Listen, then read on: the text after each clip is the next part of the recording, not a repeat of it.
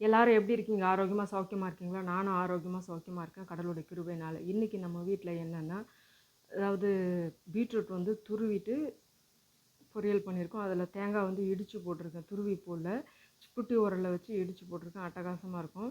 பூண்டு எப்போவுமே இதில் பூண்டு மட்டும் நிறைய சேர்ப்போம். பூண்டு, சீரகம் இது எல்லாமே. சரிங்களா? அடுத்தது புளிச்ச கீரை தான் நம்ம கடைஞ்சிருக்கோம் இன்றைக்கி. அதை பருப்பு போட்டும் சில டைம் அந்த சீமை காசுலின்னுவாங்க, சிலர் கோங்குரான்னுவாங்க தெலுங்குக்காரங்களாம். அதை கடைஞ்சிட்டு அடுத்தது அவரைக்காய், நாட்டு அவரைக்காய் கிடச்சிது. அதை வந்து முட்டை போட்டு பொரியல் செஞ்சுருக்கோம். இதுதான்.